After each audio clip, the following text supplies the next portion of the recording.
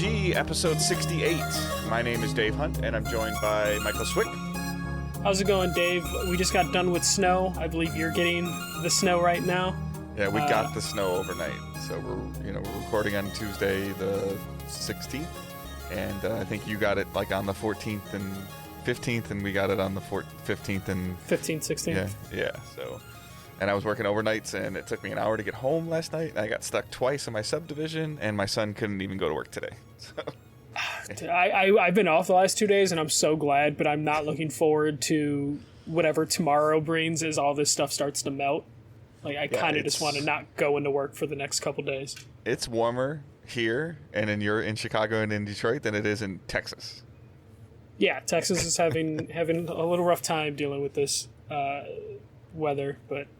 Man, it's been kind of crazy. I felt kind of bad, though. Like, the last 2 days, I've just been looking out my window, seeing these cars trying to get out of their parking spots, and just being like, damn, that's a shame. It's like, you don't want to quarantine? Here, we're going to make you stay inside. Yeah, and people are still like, I really need to get out. And okay, then. But I hope wherever, if you're being affected by the weather, if you lost power, if you're listening to this like a little later, I hope that everybody is safe and, no severe damage happened to anything or nothing got lost. I've heard of lots and lots of people without power. People are snowed in and having issues with, like heaters, just the stuff that you're hearing about, like the random stuff. I was like, I didn't know that snow could clog my dryer vent. Like, just check all that stuff, please. And, be safe and make sure that you're taking care of yourself and your family first. But with that, we are Digital Days Gaming. We are a weekly podcast that uploads every Thursday to podcast services of your choice. We also stream on Twitch, twitch.tv/Digital Days Gaming, Tuesdays at about 5 o'clock Eastern Time, 5:30 Eastern Time, with past broadcasts being available, as well as the show going to YouTube when Michael remembers, which is usually like at 1 in the morning on some random day.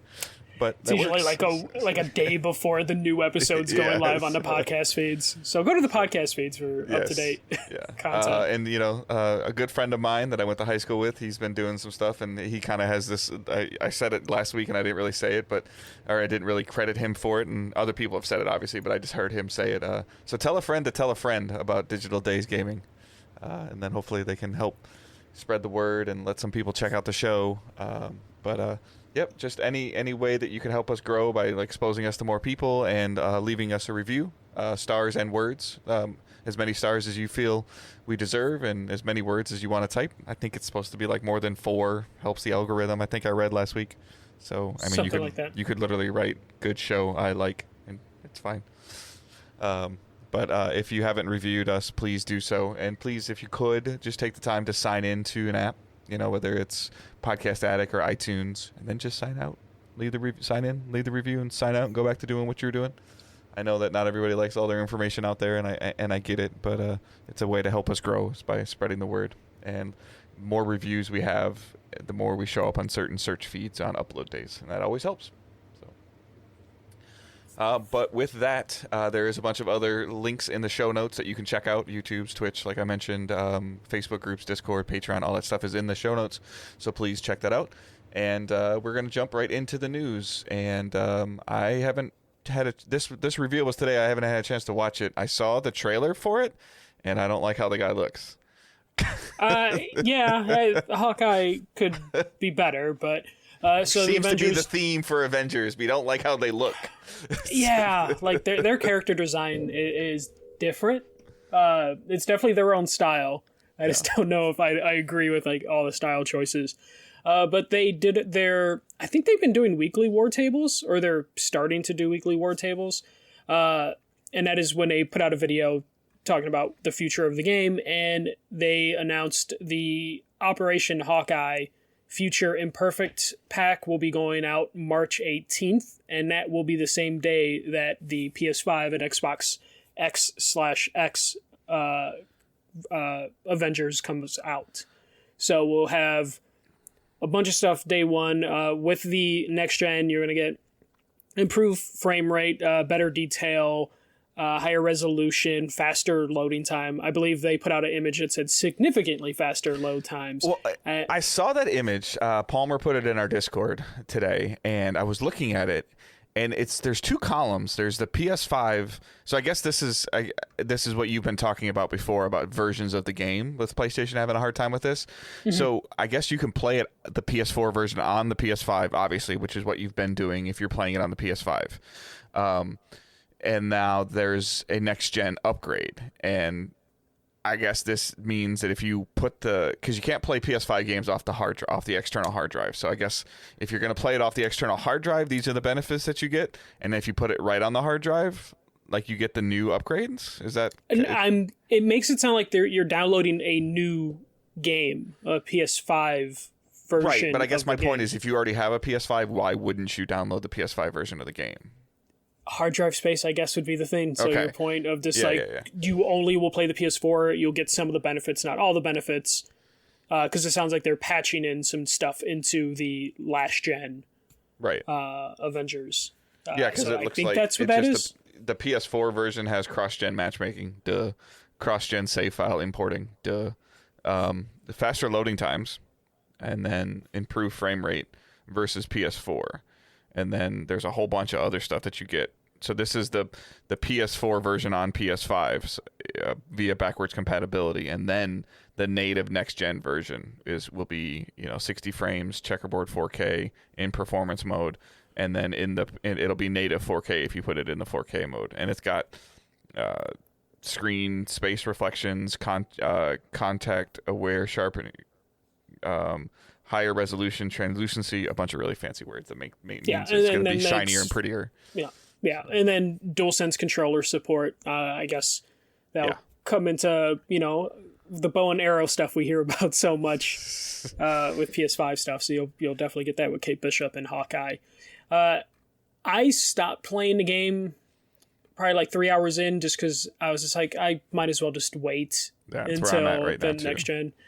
So I will probably end up restarting it. I don't know if I have to necessarily. The gameplay's simple enough that I could probably just jump in and not forget too much. But I'm looking forward to this because I like the single player campaign. At least the first couple hours I played, I was like, I like this. The games as a service stuff is bad, or not bad. It's just not working. No, it's bad. Yeah, it's just not. It's not developed. It's not fleshed.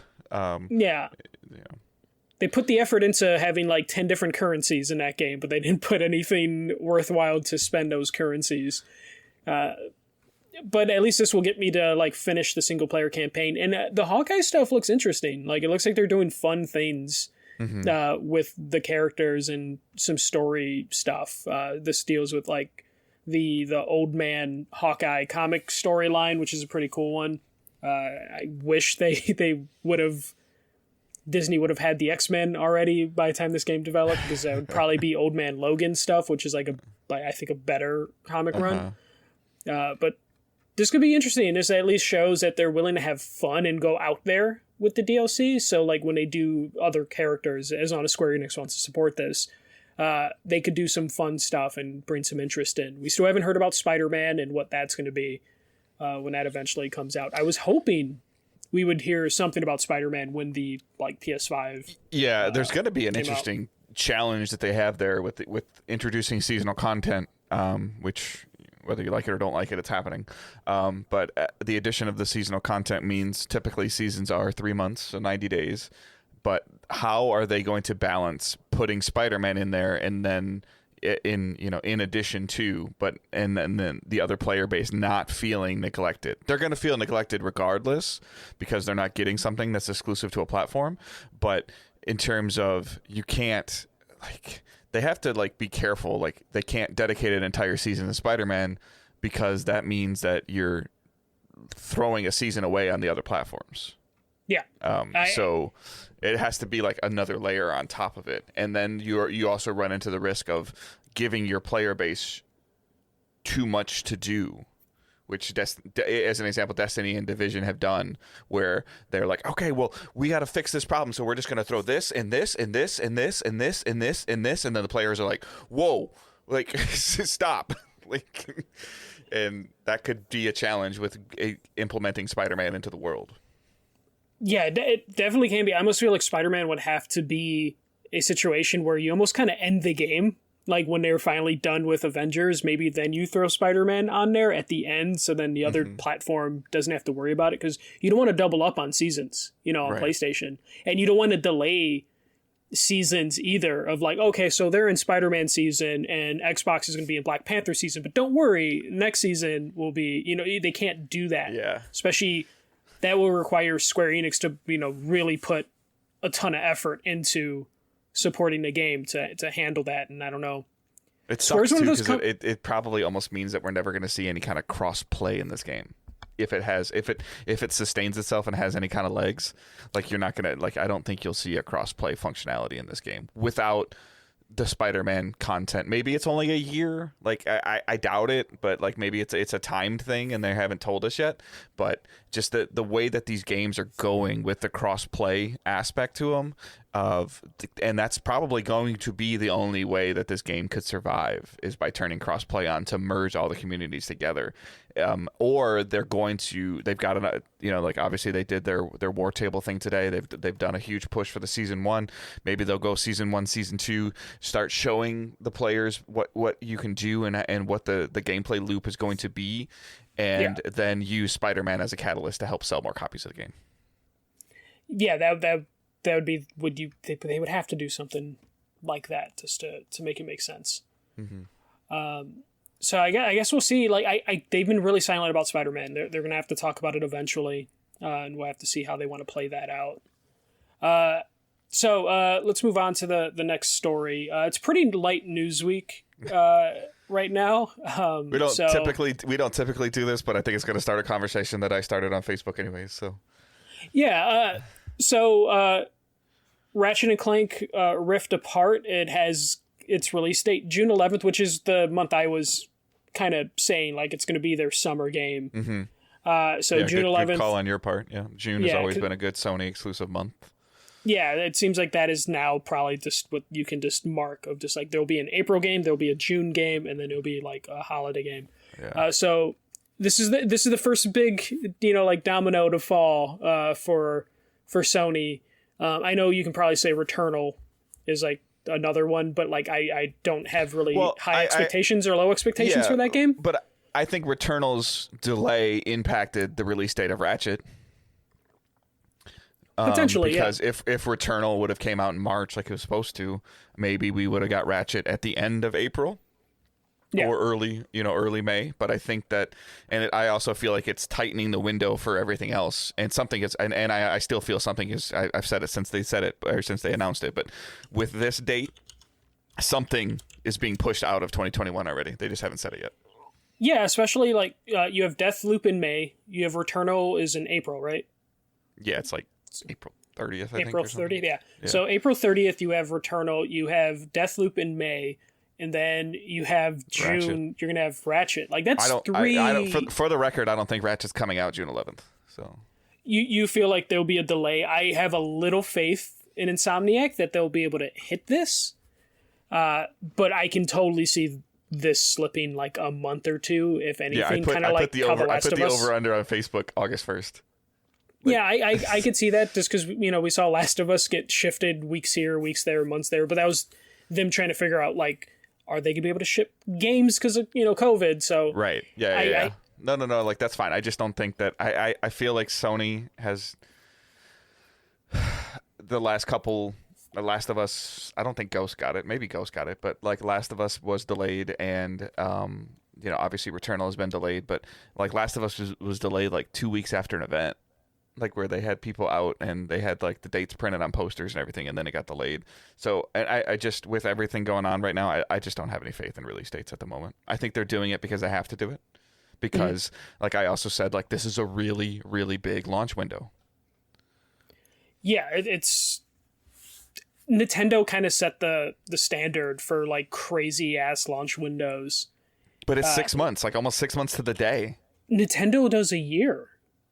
Like, No, so, I mean, I'm not. I mean, I'm not disputing it. I mean, I'm just saying that it's based on what they said. It's a big launch window. I'm excited for the game. I want it to come out. I've always said that I'm whether it's Xbox or PlayStation, like I want things that I can only play on my new toys, and like this is the first thing that's like looking at me like, hey, like I love Ratchet games. They're fun to play, and like I'm very very much looking forward to playing this game. I just don't think I'll be playing it in June. How long? Because my Ratchet history is like every 2 Ratchet games I'll play. How long are these games typically? Like 10, 15 hours? Yeah, like the 8 to 16, depending on what's going on in the game and how much you want to like go back and collect stuff and find stuff and get all the bolts and look in all the corners. It never really gave off the vibe of like having like secret corridors and stuff. It just had a lot of like brick breaking and the replayability's there and having fun with the guns. And then there was always been some like score chases and some time chases that you could do, like whether it was like on the grinding. But it's been a long time. I mean, I played the remake. I don't remember if I beat it or not. I'd actually have to check my trophies and see. But they're fun games to play. It's another one of those games where like I find it like fascinating with the people of the world, or like they look at Mario and they go, oh, that's a kid's game, and then they play Ratchet and it's like, okay, it's the same thing. Yeah, a little edgier humor in the games, but not much. So like that's how I'm kind of basing it. Like the Ratchet games, as far as I know, have never been really too long. So it's very possible Insomniac could pull this off and have like a full.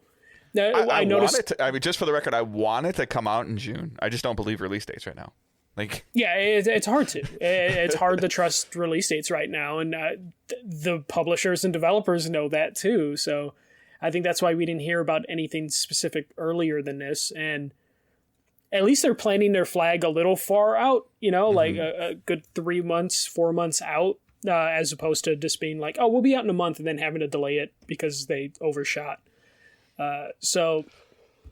This was good. I do notice in a lot of the wording that I found from Insomniac, they keep saying this is the full game adventure, just because I think people are worried that like they've had too much on their plate, with Miles recently coming out, that they have to emphasize like this is a full Ratchet and Clank game. But again, and them not being super long games makes it very feasible for Insomniac to be able to pull this off. Well, and I feel like this is, from a development standpoint, like, this wasn't like Insomniac figuring out how to make Spider-Man swing. Like they already know how Ratchet works. Like there wasn't anything new that they were doing. They're telling a different story, and they're doing obviously the dimensional changes, which we've been told can only be done on the PlayStation 5. But at its core, the foundation for Ratchet and Clank is already there. There's Ratchet, there's Clank, there's guns, there's bolts, and there's cool looking environments. Like those are there. That's what you're gonna expect from the game, and you're gonna get a little bit of witty dialogue and cool storytelling, and then it's just a matter of can they tell a new, unique, engaging story that keeps you wanting to go. Can the gameplay sustain you enough to where the story is cool enough to you that you want to play through it? That's games. Like So I mean, I'm not trying to like oversimplify or anything like that, but if a game is telling an amazing story, a lot of times you can shrug through it and be like, all right, I got it, I beat it. If the game has amazing gameplay with a so-so story, you're like, hey, it's a lot of fun to play, but if a game can get that balance of like, this is fun to play and I want to know what's going on, I want to get to the next cutscene, I want to get to the next chapter, which Sony has been phenomenal at doing, then this will be fine. Do you think there's extra pressure on this game as like the next showcase for next gen consoles? No, because I just the bridge between PS4, PS5, and Xbox One, Xbox Series is so small. I don't mean to demean it when I say it, but it's like, okay, like you're using the faster loading screen hardware to do something you couldn't do before. Like that's the only thing that you're doing differently. Like just like, with Medium, they did, you essentially were controlling 2 people in 2 different areas of the world at the same time on the same screen.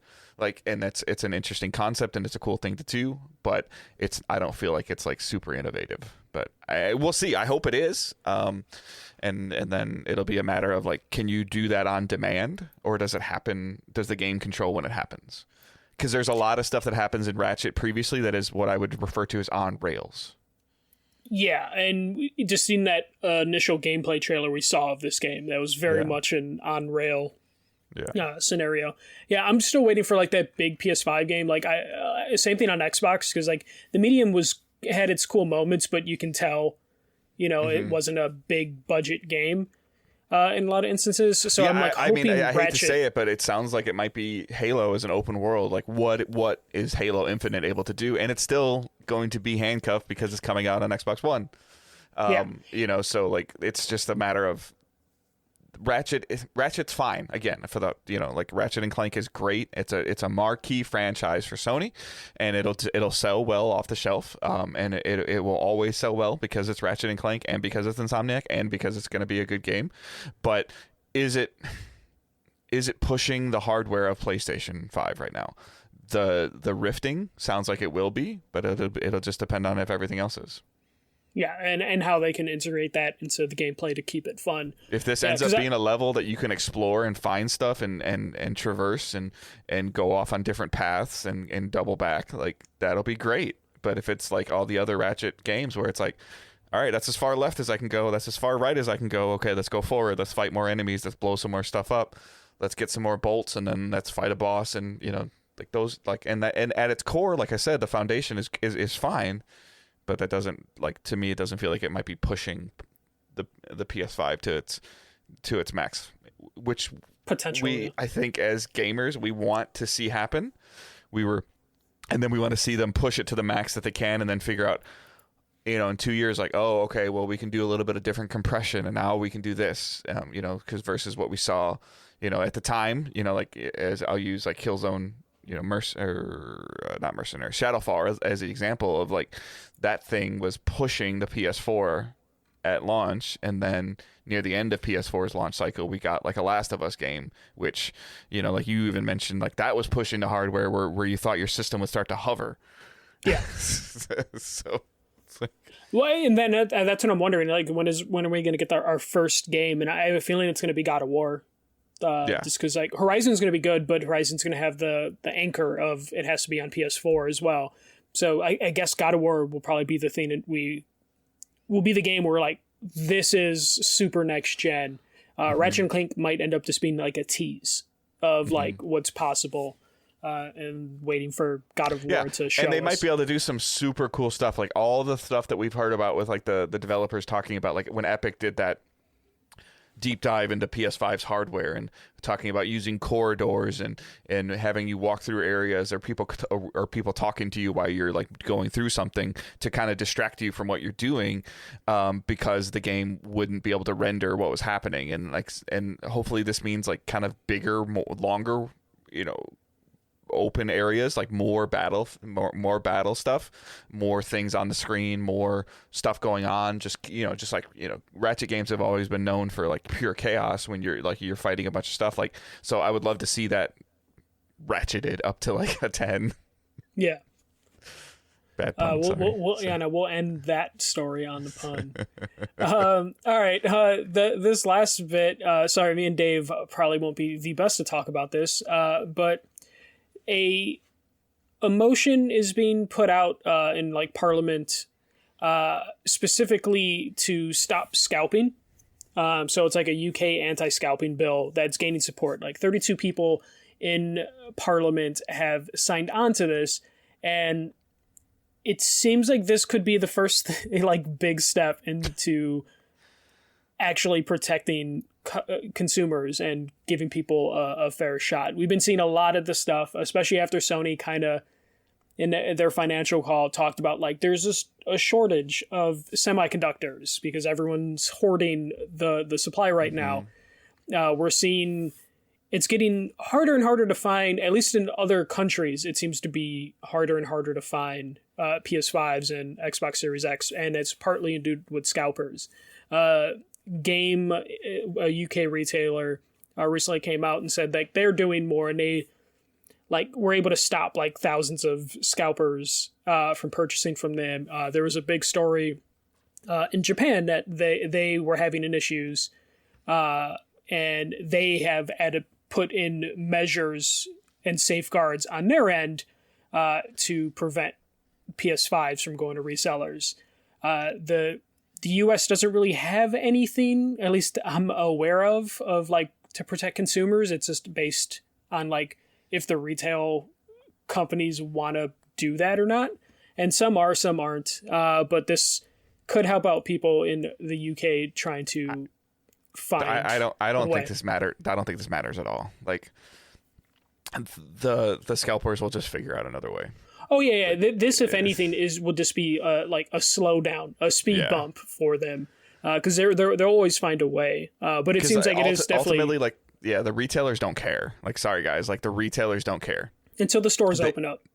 Not like, even then then they'll care. Like I think they'll kill that. No, not really. Because so you're telling me that in your experience of working there, working multiple places in retail, similar with mine, if somebody walks in, if we get 10 PS5s in and somebody walks in the store and puts, I don't even like 10 times 5, like I don't even like whatever, 20 grand on the table or in cash, you're not going to let them buy 10 PS5s? No. Your store was not going to let them buy it? No, any smart retail store would not. It's a let guaranteed one sale, person, though. No, like I've just said, like for a hot product, they can sell that and some to other people.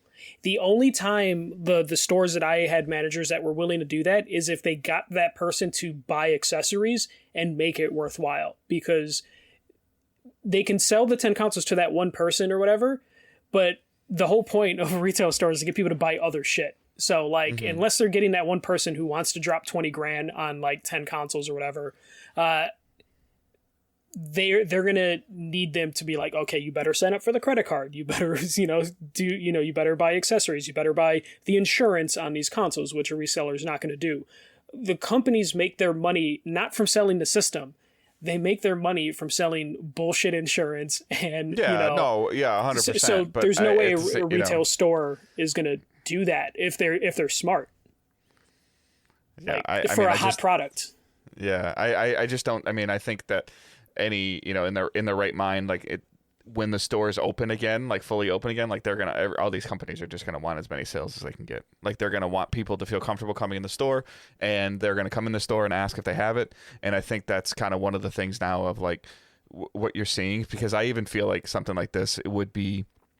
What I feel like most of the stores in the U.S. are doing is already, I feel like is already slowing down scalpers anyways, to where you can't buy it and ship it to you, because that's where it's happening, is that they're buying 10, 15, 20 of them, 5 of them from every store, and they're shipping them to their house, and then they're almost selling them before they have them, and then then they just slap a different label on them and send them out. But with now, you have to purchase it online and do it for a in-store pickup. I have not seen or heard of anybody post or in 2021 having a console shipped to their house. I guess Amazon would be, Amazon gets them in, but Amazon, I meant if you're going to buy it from Target, if you're going to buy it from Best Buy, if you're going to buy it from Walmart, you have to go get it. Yeah, they're doing store pickup, and that's going to be the foreseeable future until stores open. Right, which are automatically slows down scalpers anyways, because it stops them from getting, like I have, challenges of getting one. So I don't really know how somebody's getting like 20 of them. Like, yeah, I know you can get a bot, but at the same time, like you said in that scenario, because like they're not able to, as a curbside pickup, they're not able to try to push the insurance on you. They're not able to push an accessory on you when you're in the store. They still try. Not, yeah, well, they didn't for me. Then. Like you're already getting those hurdles are already gone. But what a retailer can do is, if for some godforsaken reason you get 10 of them in and a curbside pickup shows up for 10, you can fill one. You can control that aspect of it, and then those other 9 go back up for pick. At the store. So there is a little bit of control there of like, why did this Michael guy order 7 of them? Like. How did he order 7 of them? All right, well, we're stopping that. And then you go in the system, cancel it out, and it turns into a big fight. I would just be curious to see how exactly like a law could come into place and actually. That's kind of what I was saying too. Is like, how are you going to tell Target how many they can sell to one person?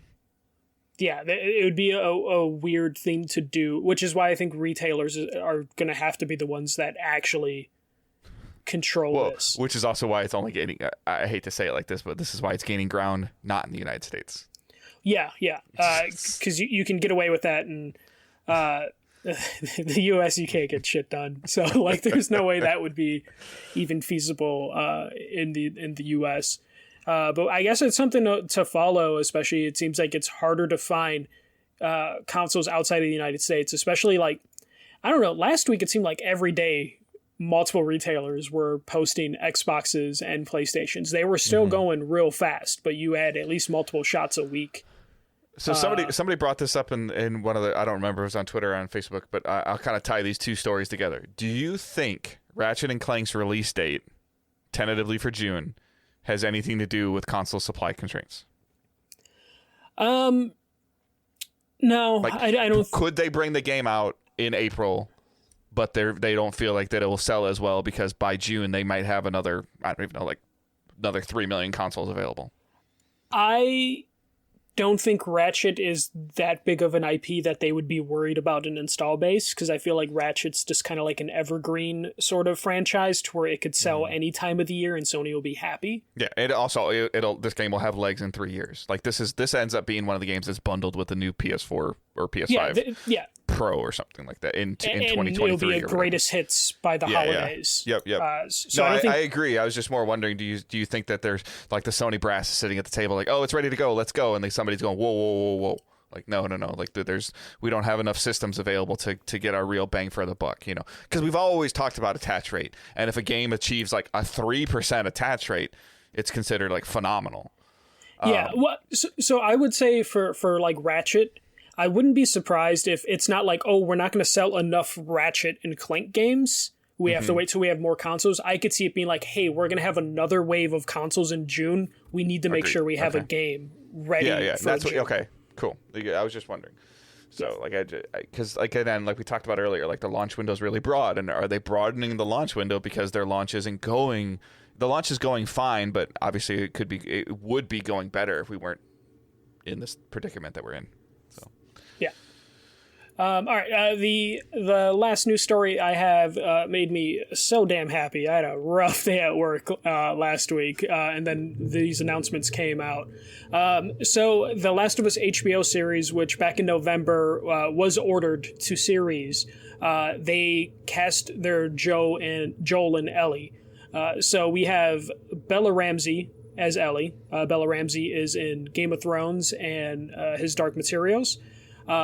Pretty good actress. She stole a ton of scenes in Game of Thrones, so it's a good pick. I was a little worried though, because I immediately had to look up the character's or the actress's age, just to be like, how old? Because I was really hoping they would like have the ages line up. But she's 17. So not too old, not too young. A lot of the actresses that people were picking were like 24, 25-year-old actresses, which I just hate when movies do that. I think you can get away with 5 years either way. I feel like, 4 or 5 years, you can usually get away with it. But yeah, to your point, if you're 24, like, can you really make yourself 10 years younger? Because like we believe like Ellie's anywhere from like 12 to 16 in both versions of the game. Yeah, and she looks relatively young, so because she's 17, but like. But also, I guess it's one of those things where you can't have like a 12-year-old doing the horrible, violent shit, you know, like that Ellie's going to have to do in this show. I think you'd be surprised for the most part if you really started digging into actresses that play that play teenagers, how old they really are. Oh, yeah, and it drives me crazy when a movie is just like, yeah, this 30-year-old person's totally a high schooler, and that stuff drives me crazy. That part, again, that part is bad, but I mean, I think an 18 to 20-year-old female actor, or 18 to 20-year-old actress playing a 14 to 16-year-old happens a lot more than we realize. Oh, yeah. Oh, for sure. And then we also see, when they try and have someone really old be a high schooler, a.k.a. the cast Riverdale. So, and then Joel, which I was super happy with his casting, is Pedro Pascal. So Game of Thrones again, which makes sense. HBO likes to reuse its actors as much as possible. And The Mandalorian is his big role. And then he was also in Wonder Woman 1984. And he was actually the best part. Which fascinated me. Because that my name recognition doesn't go well together with actors and actresses, and I was like, okay, cool, the Mandalorian guy. She's like, yeah, my wife's like, yeah, and he played the villain in 84, and I'm like, the blonde guy? He's like, huh. And then we found out that he wasn't even in the Mandalorian suit most of the time during season 1. Yeah, that was like a big thing where he was just like, because there was no reason for him, because he was just like, I'm a voice actor at that point. And he, right. like, I guess, yeah, like, I was like, oh, this guy's pretty impressive. And she's like, yeah, that's not him. I'm like, oh, okay. yeah, that's his voice. And then, like, he's a really good actor. I was really happy with this. He kind of looks the part a little bit, but I think people get too caught up in like, oh, the actor doesn't look like the character from the video game, and it's like it's called Avengers. acting.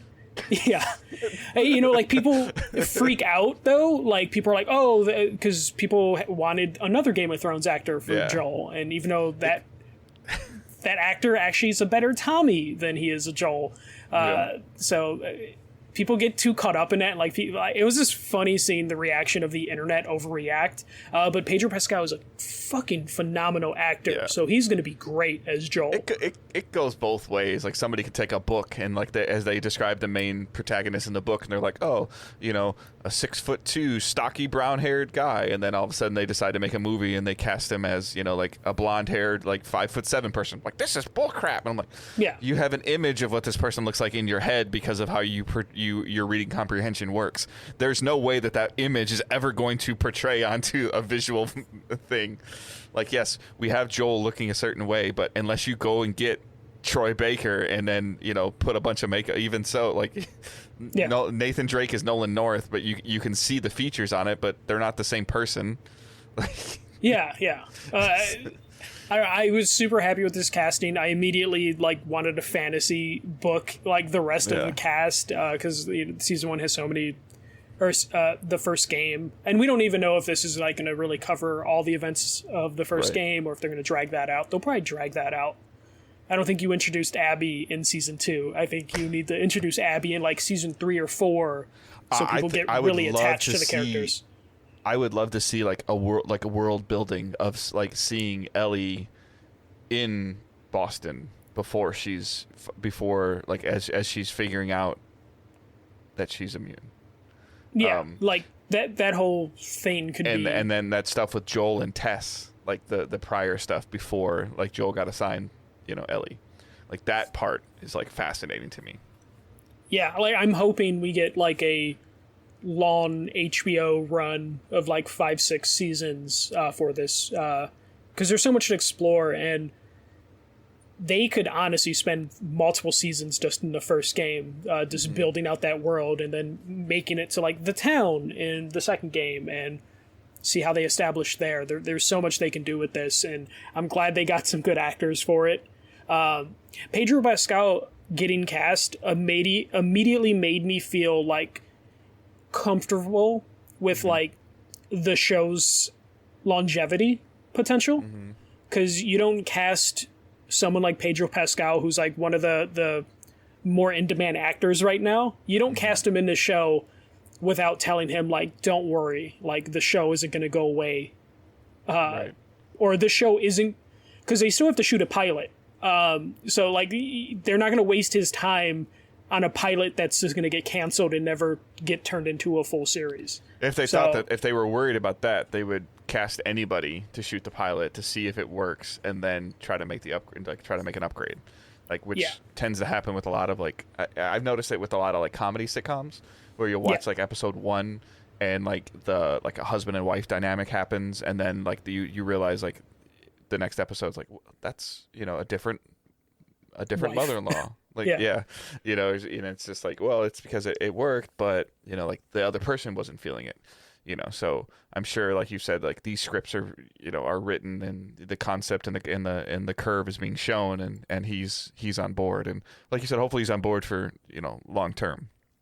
Yeah. So super excited for this. The only thing that worries me is like they got a director for the first episode, and he has like really no prior experience in directing, and that would be the only thing that would scare me. But I'm assuming he just has to do what Druckmann tells him to do. That's immediately what I thought is like the Chernobyl creator for that show. You know, him and Druckmann are the two head writers, the two executive producers. I'm assuming that means that they're both just going to be on set making sure like this. Well, and let's be real. Like I would feel like that the jobs would be very similar. And we worried about this with Druckmann, but you know, I don't know enough about television show filming or anything like that, but I would be led to believe that they're going to film 1 or 2 seasons probably over a 2-month span, you know, maybe longer. I don't know how long that, you know, like how long that takes. I've seen, and you know, that Druckmann would be involved, you know, his ability to direct. We've seen it on YouTube videos of like PlayStation's released and other people have released, of his ability to motivate Troy Baker to do something in a certain way and to tell him kind of what he's going for and what he's going after will portray well into a television or a movie. So yeah, I would be surprised if there's at least one episode. Like there would have to be at least one episode directed by Druckmann. I have a feeling they would let him at least do like one episode of like, it's probably going to be 10 episodes. HBO usually does like 10 episodes a season. So I wouldn't be surprised if we see Druckmann like direct something. But that's all I had for the news. I will add this to my Uncharted movie watch. So next time there's an update, we'll add The Last of Us, because they got a lot of people that they need to cast. We need to know who Tommy is. We need to know who Tess is. Well, and do we need to, like, here's the thing is, like, depending on where they go in the world, like, do we need to know who Tommy is yet? Like, could Tommy be like season 3 or 4? You know, like there's plenty of things that they can do, or they can spend time of. I don't know how you. I don't know if it's going to be a Joel and Ellie story arc. I don't know how you tell it without, you know, telling it at the, you know, starting it in Boston, because I think there would be a lot of stuff that would be left out.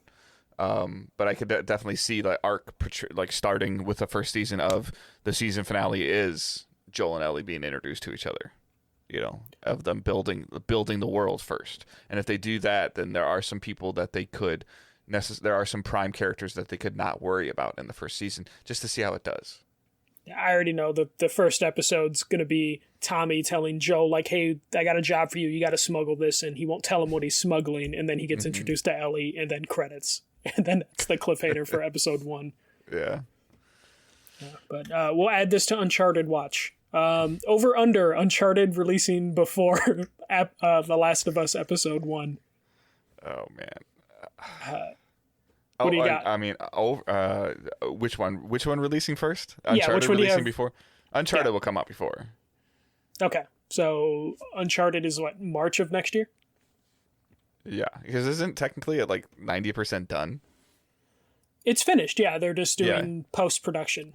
Yeah, so but TV even, shows are faster, so they could pump this TV show out this summer, and I don't think they're gonna have. No, like in production this summer and then release it this winter. Or HBO usually needs a winter show, a spring show. That's how they go. So either The Last of Us is this winter or next spring. Yeah. I think, I guess, I don't know, like, I guess my main question, regardless of the date, would be, like, how do you get a great Game of Thrones fan interested in Last of Us? Or how do you get somebody that doesn't play video games to watch the show? Like, from an advertisement standpoint, like Walking Dead was based on a book that like a ton of people had read, right? Yeah. Like I it's think a video game that sold well, but not as well as a book. No. Especially though Walking Dead was an indie comic, so. Okay. It sold like crazy after the show's success. But it also had big names attached to it. Yeah, I guess I wasn't really like paying any attention back then, but like, did the first season, was Walking Dead like a slow burn? Is this something that you're going to hear about, you know, after episode 4, 5, or 6, of people going, hey, this is really good, and then you're going to start hearing. The Walking Dead had the benefit of being on a network that had Breaking Bad and Mad Men running, so people were already tuned in for those shows. And seeing advertisements for The Walking Dead. Right. And that's 100% a great point. What does HBO have right now? That's the problem. That's what I was getting to. HBO doesn't have anything right now other than the fact that HBO Max exists. So maybe if they just start blasting, like when Tom and Jerry hits. Football season. I guess the best way to do it is football season. Yeah. To like is wait for this to come out after the football season, or because that's the number one thing that people watch live. Yeah, when the Mortal Kombat movie and the Godzilla movie come out in HBO Max, they throw a teaser trailer for The Last of Us. Maybe that'll be enough to get people interested, because HBO as by itself does not have a like marquee show right now. They have good shows, but they don't have what they had with Game of Thrones. So I think they would have to rely. I guess you might know better than I would, because I haven't seen any of it. Like and again, Game of Thrones, world-renowned best-selling novel as well, right? Yeah. How, like 20 years old by then. Right, but how did they get when they said Game of Thrones episode 1? Like, do we know how that did right off the bat?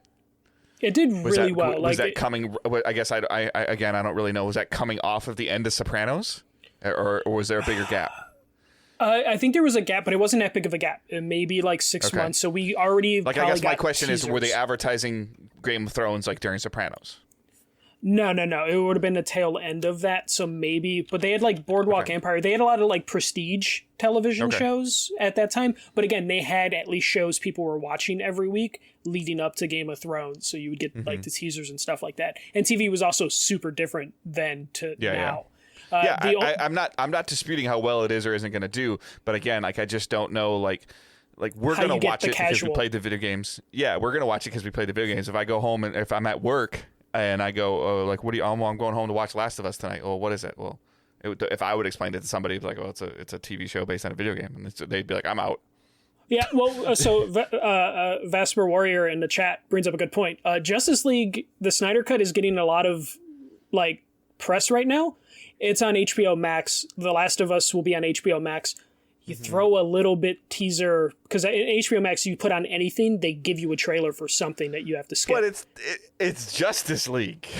Like, people are really passionate about Justice League, even though I question that. I do not like Zack Snyder movies, but I'm gonna hate watch Justice League. Like, I will sit through that 4-hour thing. Fine. If you go in the break room at work and you sit down and say to the coworker sitting across the table from you, "Did you see the Last of Us trailer last week for the show?" Like, what are the chances that they even know what it is? There's a good chance, but my work's a little different. The question is, what are the odds at your work? Will someone be like, "Hey, did you see?" And I think they're slim to none. Okay, yeah, my work, there's a high chance there will be someone that would be like, "Did you see the Last of Us thing?" I don't even have people at work that watch the football games, so like, yeah, you're screwed then. Yeah. No, I mean, again, like I'm intrigued, like I'm down for it, like, but again, I think that using like Mandalorian as a little bit of an example, like the platform was there for Star Wars. No, I'm not underestimating how many people play games to understand about this. I'm talking about the ability of you to be able to put something on a screen, and like a brand new movie, a new concept of a movie comes out. You've got a media push behind it. You've got these actresses and actors going on late night television shows. Like, I don't have any. I guess I don't have any knowledge. Like, are we gonna see Pedro go on Jimmy Fallon to talk about the show? No, like, I don't know those answers yet. Most likely yes, because HBO again. HBO needs a prestige show, and The Last of Us is probably going to be their next shot at getting like a show everyone's talking about. So, like, they're going to get the video gamers. Did well because it was Star Wars that turned into a really cool, compelling story. But I bet you if you ask the people that are watching it who plays the Mandalorian, they don't know. But also, Pedro Pascal is a huge star. So he'll definitely bring his fans into this that have never 100%. Seen this before.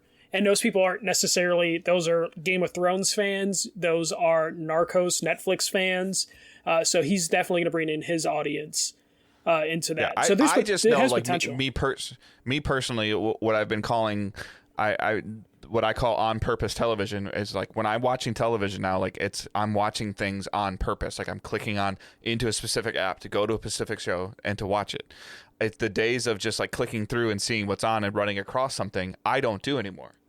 nor do I think that, even based on the Super Bowl ratings, like, it doesn't seem like that's happening either. And I thought these Super Bowl ratings would be through the roof because everybody should have been at home.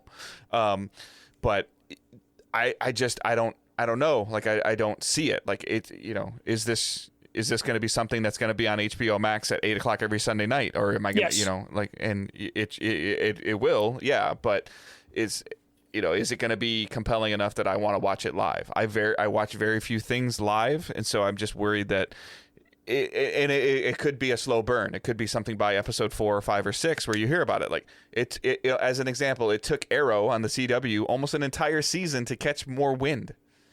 Yeah. For people to realize, like, hey, they're, like, because of the complexion of, DC shows are trash. And then it's like, okay, well, this is actually pretty good. And that spun into a whole bunch of other stuff to where maybe they're oversaturating the market now. I hope it does well.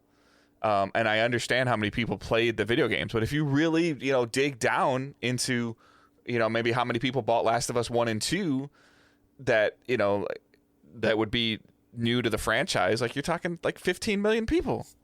And how many of those people are going to take the time to watch a television show? How many of them are going to know it even is a television show? Like, that's all I'm saying. Yeah, I think what will really help Last of Us as a show is when they get the marketing machine going and the first time in a trailer you see a clicker. I feel like that is... Because Last of Us is going to have the problem where people are tired of zombie shows because Walking Dead has 15 different spinoffs and people are kind of getting fatigued.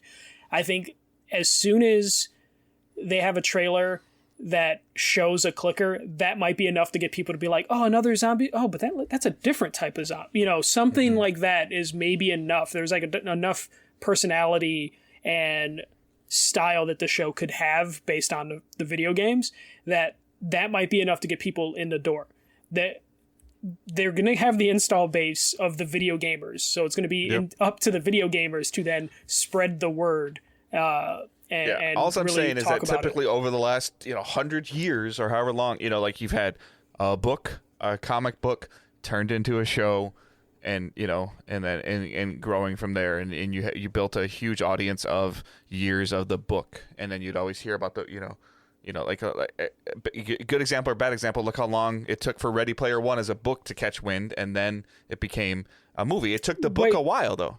How long did it take the book? The book was out for maybe like 2-3 years, right? No, I would have to look. Ready Player One came out. Dare we look up Ready Player One, that trash ass book and movie right now? Ready Player One. Oh God, Ready Player One book.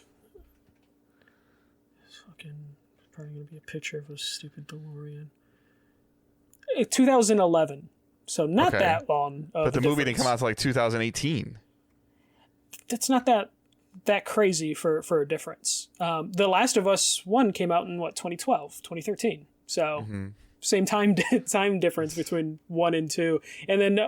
I feel like a lot of people know about The Last of Us 2 just because of all the controversy to where, like, people were talking about it. So there's definitely going to be like an install base. It's just going to be a matter of will that install base grow, and it'll grow through if Pedro Pascal and Bella Ramsey have chemistry that gets people talking about, like, is it an awards type show? Then more and more people will talk and it will grow. Yeah, I guess from my standpoint of, like, this would be, and I mean, HBO has the ability to take the risks because they have the finances to do it, but, like, the goal for HBO when they do something like this is to add new subscribers, and I just don't see, and we'll see. I hope I'm wrong. I just don't see Last of Us carrying enough weight to add new subscribers. There you go. PlayStation, so Xbox game with their Game Pass Ultimate has done things where, like, they add like a trial subscription to their thing. PlayStation Plus adds a trial subscription for HBO Max. And that explore area on the PS5, that's like great. That would be a way to do it. Absolutely, absolutely. Like, what was it? What show was that you can only watch on Plus that failed? Power, because God damn, yeah. But again, that was a Powers. A new, like, this is it's bad, but that was a new thing that they were trying to do, and it was a bad show. this is not a new thing they're trying to do, but it's going to be new to a lot of people. Yeah, and it's I think that's when the acting is going to have to be the anchor of that show and get people talking. Because I would almost say that they need. I would have to look up Game of Thrones numbers, but HBO has an expectation of Sunday night viewing, right? So Game of Thrones kind of blew that out of the water. In terms of, because HBO is like the most watched television show in history. No, so like surprisingly, like HBO for a while are just happy with 2 to 3 million people watching it day one, which is super feasible. They'll get that with Last of Us. Yeah, yes. And it's just Game of Thrones blew it up to where like 15 million people were watching, but then like the shows they had after Game of Thrones went immediately back down to like 2 to 3 million. So HBO is a good home for this, because maybe me looking at Game of Thrones as an example is a bad example, because like that was a marquee book that turned into a great show. The show had a good run, and it wasn't until season probably 2 or 3 that the ratings then became astronomical. That's kind of my point. Are we going to get to that point with Last of Us, though, to where it'll make it to season 2 or 3 if the ratings aren't good enough? I don't think so. I think because HBO has like low expectations for their numbers, though now they're owned by AT&T, so we have no idea like if that's going to change. I think HBO is in dire need of like a hit, so I think they're willing to take the bumps on The Last of Us as long as it meets like that threshold of like a couple million people are watching. And again, like The Witcher show did really, really well. Yeah. But again, that's, the book. Netflix. Also Netflix. Yes. All right. That's it for the news. All right. So what we're planning and watching. So I can hear everybody's eyes rolling right now as we go. So here we go. I'm ready for whatever hate you want to give me. So I fell hardcore into Destiny this week. So I have said, new season of The Chosen started, and I went into it with tempered expectations. Beyond Light was solid. Season of the Hunt was terrible. Going back a year, Shadowkeep was solid. Season of Undying was terrible. Season of Dawn was better. They've kind of had this up and down with seasons. Season of the Chosen is very, very, very good for me right now, because the game has really good rewards in it. The new weapons they added, the new perks they added to the weapons. It's only been a week. The new systems that they've put in place to make it feel like they're rewarding your time have really vibed with me very well this last week. Just to give you a little bit of perspective, and I think some of this has to do with the new systems that they put in place for the seasonal challenges, awarding XP. But it took me almost until like the week before last season ended to get to level 100 on my battle pass or whatever you want to call it. And I was playing a little bit today after I woke up from working overnights. I'm already at level 41. And it's been today's the 8th day. And partially because they added a couple things from Destiny 1 back into it, a couple of the Earth strikes, and they're fun. And shooting, like I've always said, shooting something in the head, shooting an alien in the head always feels great. Now you're giving me new things to do that with, that have new powerful perks, that make it even more fun. It's solid right now. Is that going to have the staying power for 2 months, in the next 2 months? I don't know. This reset, they already added an exotic quest to it. It's still early in the season, but they said a couple weeks ago that they were, even like at the beginning of Beyond Light's launch, that they had started to invest into what they were calling their rewards team, and it feels like maybe we're seeing the rewards team already have an impact this quickly. Of there's cool stuff to chase. That stuff can have a massively diverse perk pool to it, to where you're like, okay, that one's not bad, but there could be a better one. And that's where your loop comes from, is like, okay, that's cool, but I want something better, and there's ways to get it. And we'll have to see. But in terms of like the story loop that they're telling, that seems to be there really good. The seasonal challenges that they give you over the entire season, it looks like like you're getting 10 things a week. that they want you to accomplish. Accomplishing those things helps to upgrade the stuff that the seasonal currency that you're earning in the game, and also gives you a tremendous amount of XP, which levels you up through your battle pass, and it gives you a lot of bright dust, which allows you to buy some of the cosmetic stuff in the game. Like the give and take and the balance is really, really good. And I had probably the most fun that I've had in Destiny in probably months this last week, of where I was like, all right, I've got things to do, I've got friends that are playing, and I've got cool things to chase. That's good though. So you actually had people to play with, because I know for a while you had maybe like one or two people that were playing again. Is like there's not a huge influx of people yet so far, and I think some of it's going to be like, well, and like the seasonal stuff isn't for them, and I think those players have just moved on, and that's totally fine if they and I'm an aspect of it. I've been able to play a lot more games because I'm not spending as much time playing Destiny. I spent a lot of time playing Destiny this last week, and it might be one of those things where going through the season where I'm like, all right, I'm just going to do a couple of my challenges, and then I'm going to stop because there's not a whole lot of stuff to do. But the clan roster seems to be pretty full. My friends list of people that aren't in the clan seems to be a couple pages.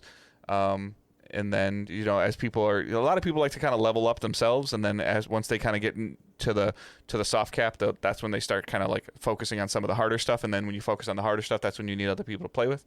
But it's it's my friends list is lighting up, and people are grouping up and playing. So. And then I've also been playing, I don't think I talked about it last week, but I've been playing Link's Awakening on the Switch, which is I think it's like a Game Boy remake. That's seems to be pretty fun. It's a very classic Zelda game of like, okay, here's a dungeon, here's a thing, you get there's some interesting puzzles dynamics to it, but it's been fun I get the handheld vibe from it. So it's one of those, like, the dungeons aren't as deep as some of the other dungeons are, but it's been a nice kind of like breakaway. I'm really tempted with the new Mario Bowser Fury game, because it looks like it has 4-player co-op, and I think that might be like a blast with like Owen and Angela. That looks really, really interesting. So if anybody has that Mario 3D World plus Bowser Fury, let me know what they're thinking about it. It seems to be reviewing okay. It's a Wii U game that they added new content to it. So then it looks like it's a typical Mario game, but it actually has like 4-player co-op, which is what's really kind of like looking interesting to me. So I watched, there's a show with Queen Latifah, The Equalizer, on CBS. That seems decent so far. It's in that crime drama niche that my wife and I like, so like that's fine. Then we've been watching a couple small bit comedies. Call Your Mother. Again, I'm bad with actors and actresses' names, so it's on Hulu.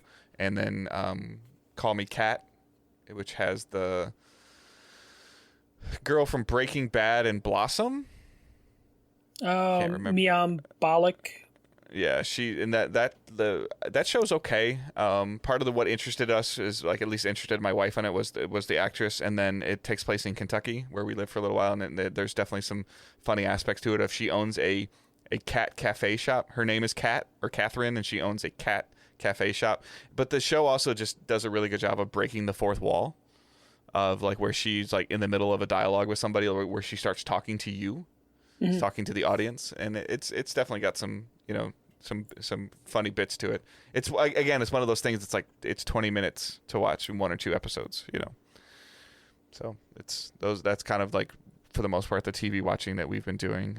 Still working on the living room. New furniture's coming next week, and then and then my monitor finally came in. So my BenQ monitor, so I can start messing with my office. I didn't really want to mess with it too much and then have to mess with it again with the office, but the monitor came in. So, like, if you guys are watching on Twitch, a lot of the stuff you see, I'm going to rearrange some things and try to make some stuff a little bit better.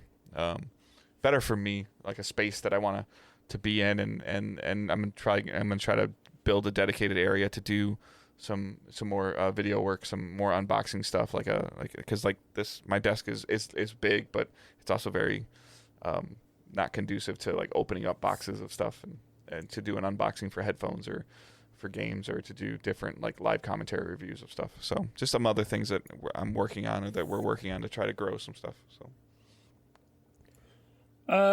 So for me, still working on Uncharted Lost Legacy. I'm in chapter 9. I believe that's second to last or the last chapter, I think. Loving that. That's going to probably end up being in my top 3 of like the Uncharted franchise. I don't know. It feels good to be playing an Uncharted game again. Though it's funny though, like they improved the shooting so much from like Uncharted 4 to like The Last of Us that like some of the shooting does feel kind of off, to where I played all 9 chapters stealth, like just hand-to-hand combat stealth, just because I didn't want to interact with the shooting, which I didn't. I thought I liked the shooting in the Uncharted games, but it wasn't until after playing The Last of Us Part 2 that I was like, oh, the shooting. They improved the shooting. So I've been playing it mostly in stealth or hand-to-hand combat. Only time I really had to pick up a gun is because there's a scene where you have to like use a rocket launcher against a helicopter, and that's like the first time like I shot a weapon in the game. So playing that, gonna finish that probably as soon as we're done recording. Work's been pretty dead, so there's been a lot of Mario Party with my coworkers. So just like anytime we have like Mario Party's perfect for, like, hey, we have 5 minutes, let's just do one turn, do the mini game, and then we'll come back to this in an hour and then do the next turn. So we've been basically like having multiple days where we just have Mario Party, put it all the way up to 20 turns, and then we'll finish that game over the course of our like 10-hour workday, which has been nice to do that. I haven't won a Mario Party from my work yet because that game is bullshit, but it is fun to play. The game, that game is just like, it's just pure luck at a certain point with that. Well, I mean, it's dice rolls and everything. I'm about to say, it also has, I feel like it also always has that classic like Mario rubber banding to it, like go-kart that like Mario Kart especially does. At the end. Oh god, like, yeah. When you get to the end of a round, you're like, oh, I won this, and then like Toad gives away like 3 stars to someone, and then they end up winning. It's just like, you son of a bitch. So a lot of like shouting and cursing at work with Mario Party, and then doing my favorite thing is, oh shit, a manager's coming, act casual. So we're just basically like we act like NPCs in a video game when the manager comes around, as we pretend that we're doing work, so we don't get like sent home because there's nothing to do. To like, oh yeah, no, I really needed to take this computer apart or do some stupid shit. So that's been fun, doing a lot of Mario Party. Hopefully none of my managers actually pay attention to this podcast. And then because work's been dead, I forgot I had like a Xbox One controller stashed at work. And I just ended up playing Xbox Game Pass like games just at work on my phone. Just kind of dabbling, just to kind of stress out and test the streaming capability of that stuff. So I've been playing games that like... It's not bad. It's not bad. It's not Stadia good, but it's not bad. It's I would put it above PlayStation Now, but below Stadia in terms of latency. I can't play shooters. I've determined that I can't play shooters. There's some other stuff you can mess around with. So. Yeah, I was playing games specifically just to test it out. So like I was playing. Are you on your work's Wi-Fi or are you on your own? Like, are you? I'm on work's Wi-Fi. I refuse to like try data. So I was playing Marvel vs. Capcom Infinite.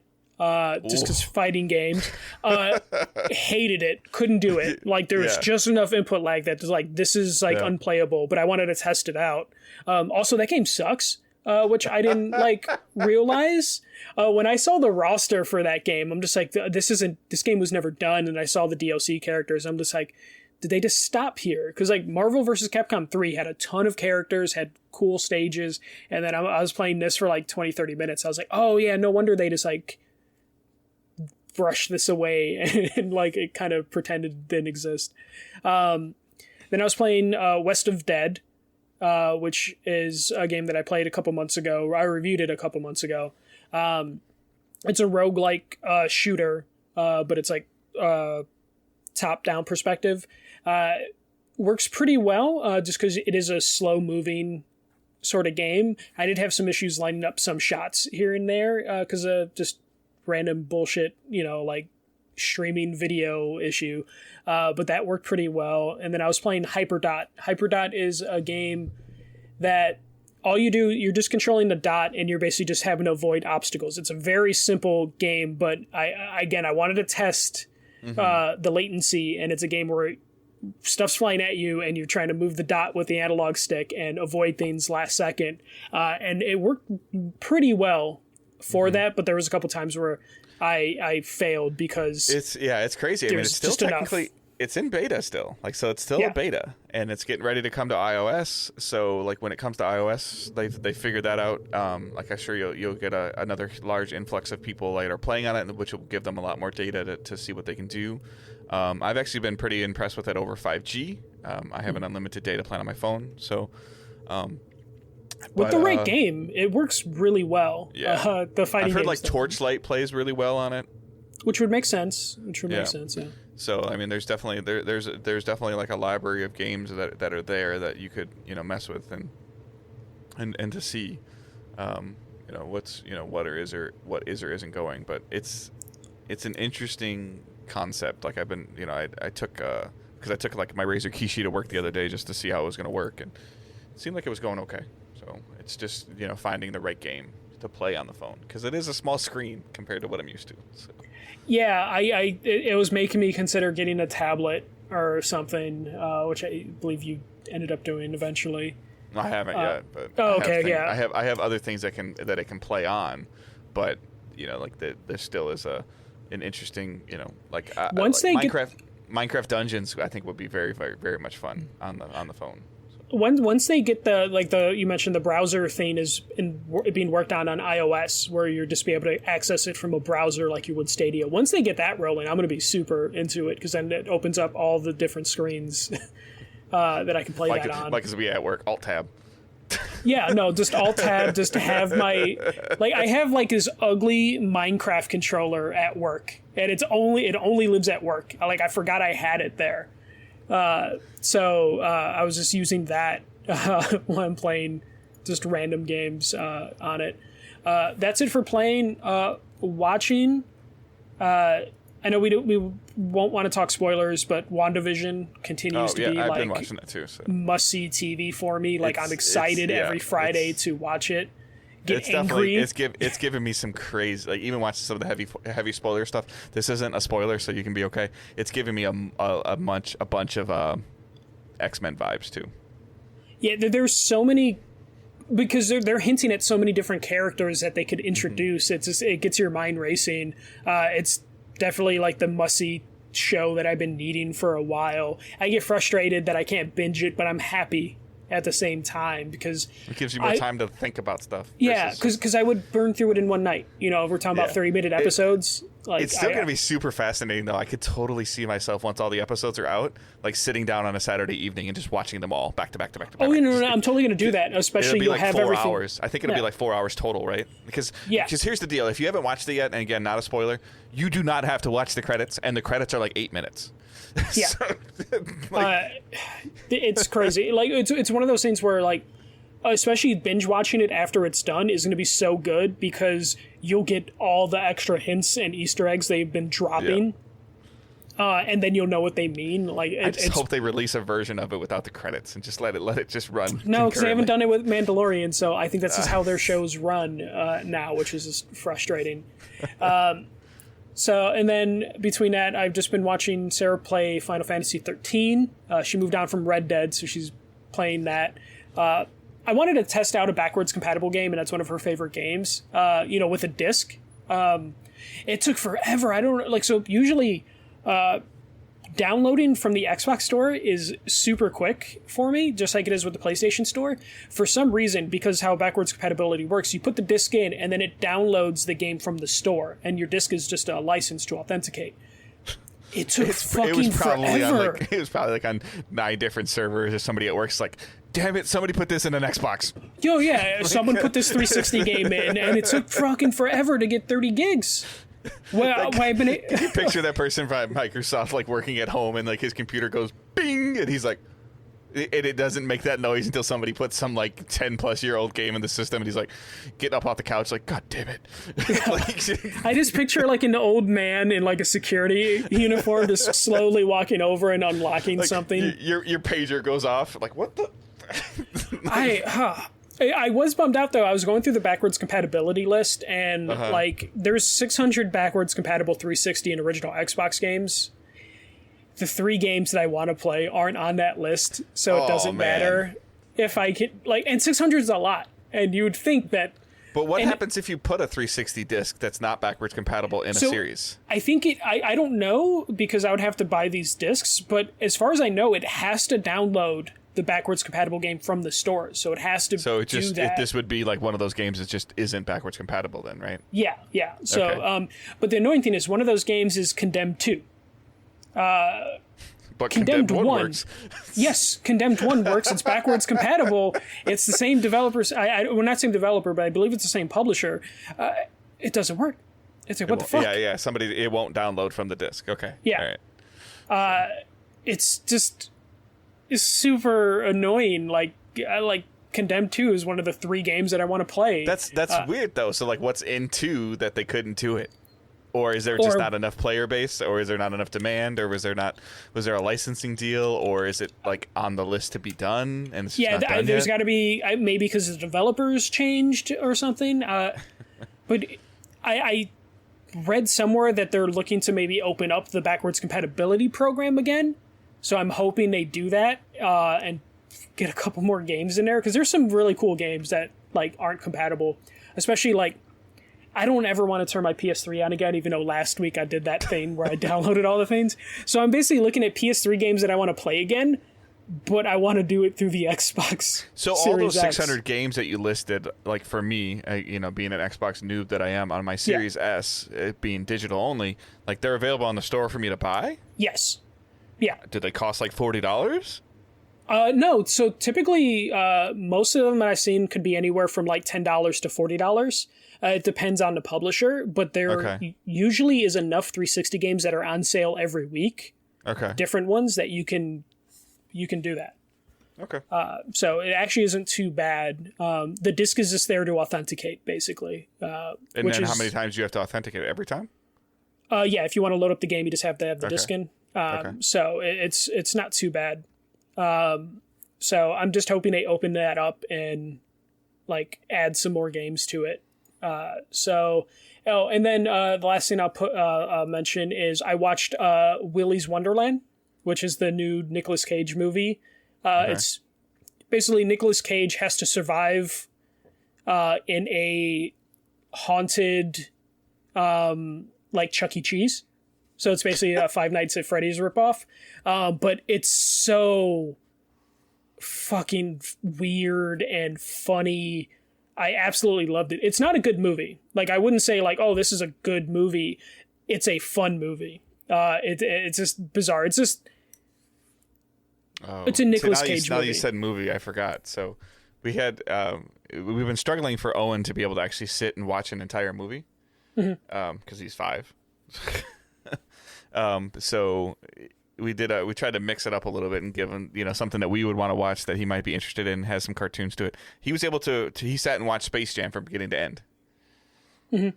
So we rented Space Jam on Amazon Prime and watched that. So sorry. I forgot. Yeah. Are you excited for Space Jam 2? No. Yeah, me neither. I'll probably watch it just to see, Yeah, it's going to be on HBO Max, so you're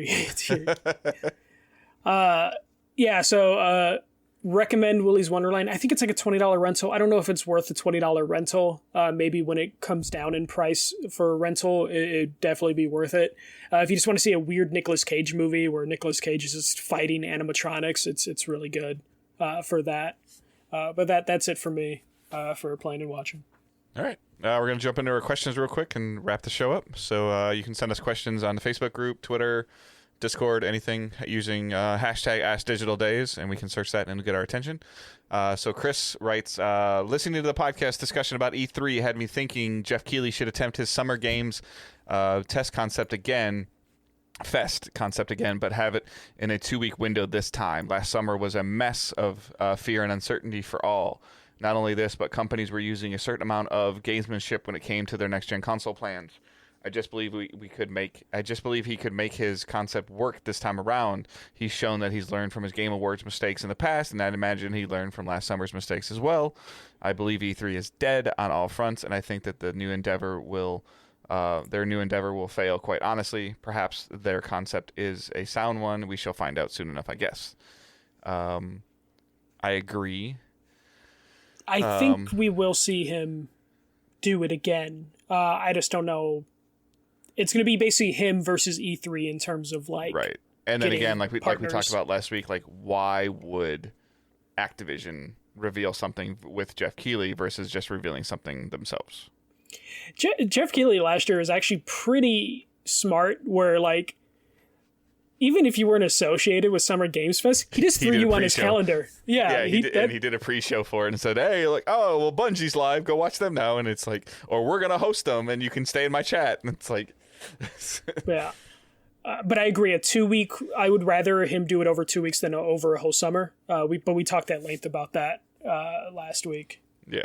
So yeah, I think it'd be interesting. I agree that I feel like a lot of companies felt handcuffed last summer, both because of the pandemic and because of like not really being able to talk about next gen. And I think that now that next gen's out and it's there, I think that it'll be pretty cool. Like June, like late June, early July, I think it'll be pretty cool. Hussein writes, last week Michael Swick talked about the PS3 and that there's a PS3 space or logo on the PS5. What are your thoughts on there being a PS3 virtual console hub in the PS5? The same as the NES and the SNES or the Switch. There is a PS3 hub. It's called PlayStation Now. But so do you know, like, I got to test it out. Like, because you technically can add your PS Now games to your library. Mm-hmm. Do they pop up in that tab? Because I feel like that tab just drives me nuts. Like that tab's existence. Okay, I don't have PS Now. I know that, like, you know, a year ago or 2 years ago, they gave you the ability to download the game. PS4 games. As long as you're. I thought it was PS3 as well. No. It was only PS4 games. Okay, so there is definitely a couple things going on with that. But in terms of, could I, we've always talked about this. Could there be, so you sign up for Nintendo Online, you get access to the NES and the their virtual console games, and you can play a bunch of those. I don't think you can just buy a Super Nintendo game on the Switch right now. Not currently, no. I think it's either in the thing or it's not in the thing, and you get access to the virtual console with your online subscription. But could I see something to that extent, like Sony doing something to that extent? Yeah, possibly, but at the same time that would kind of be like their Game Pass alternative at this point, which is like PS Now. They would have to just change PS Now as a concept. So. I feel like that PS3 folder is like they were maybe working on an emulator and they couldn't quite figure it out, and they're like, we'll work on it a little bit more. And I still feel like we're going to get some sort of emulator wrapper thing for PS3 on the PS5 eventually. I don't know why that folder is there but they didn't remove it, which, like, I feel like if they weren't planning to use it, they would have just removed it. Like, it's there and it will be used eventually, but I don't know in what way it's going to be used, because there's no reason for it right now. Like, that's it. The only thing I can think of. They did the same crap with the reveal with Cerny's talk, where they showed like this box and it, like, they did the PS4, there's a the huge PS5, gap missing. and it's like, what? Yeah, like they had to have been working on it and it just didn't come in time. Because that image pisses me off too. And then everything that Cerny was showing were like PS3 games. And it was shaped like a PS3. Yeah. Like, it was just all of this, and people are asking, like, why are they doing it? And I almost wonder, like, is somebody at Sony, like, just saying, hey, let's just mess with these people, and we're never going to do this, but let's shape this like a PS3, and let's put the Killzone avatar and the Killzone background of the PS5, and then it'd be really funny. Let's just kill the website like 2 weeks after it comes out, and it's like, what the fuck? It's like they're seeing, like, WandaVision like Easter eggs, but they're taking all the wrong like reason. Like they're like, oh, people really like Easter eggs. What if we just fucking throw Easter eggs that mean nothing? And it's just like, please don't do that. Like the Easter eggs have to pay off typically. It's like the thing that I've seen the most on like social media. Like, I don't know if this is just more people getting their hands on the system, and like it's great if you're getting your hands on the system, that's cool. But if you think the coolest thing about the PS5 is that the back of the controller has all the PlayStation symbols embedded inside of it, or like super small, like there's cooler stuff. Yeah, I think when I saw that, I looked down, I'm like, huh, and then I just never thought about it again. It's like, oh, that's cool. Like, all right, that is our show for this week. So please, as we mentioned earlier on the show, at the beginning of the show, like share the show, leave a review, tweet about it, Facebook it, share any of the posts that we do on Facebook, like the page. Maybe somebody will see it on your feed that hasn't seen it before. Any of that stuff. If you can just any way to help us grow is always appreciated. A bunch of links in the show notes, Facebook group, any of that stuff. Twitch is there, Twitter's there. You can follow Michael at firstmjc1st. You can follow myself at GoodDaveHunt. You can follow the main account at Digital Days Pod, and that's the one that we would like for you to maybe retweet a little bit more, or quote tweet. Say, hey, give the show a listen. Like any of that stuff always helps. Same thing on Facebook. Just sharing anything that we put on the Facebook page, sharing it to your own personal page helps, just to get people more eyes on our page. And then patreon.com/digitaldaysgaming, where we have a couple different tiers in there. $1 tip jar, $3 Discord, private channel access. $5 gets you the podcast 24 hours early, and $7 gets you an exclusive monthly episode. Last month we did a huge deep dive spoiler into Spider-Man, both Miles Morales and the PS4/PS5 game. There's a bunch of other stuff on there as well. So if you sign up for that tier, you get everything going backwards, which is like 7 or 8 additional episodes right now, as long as everything else going forward. So even if you sign up for 1 month and then bail, like that's cool. You still get the stuff, listen to it, and you can leave. It's okay. I get it. Yep. And then $5 gets you the show 24 hours early if that matters to you. And then also just following us on Twitch and subscribing to us there if you're able to. All of that helps tremendously. I hope everyone has a great week and keep moving forward. Don't be a dick. See ya.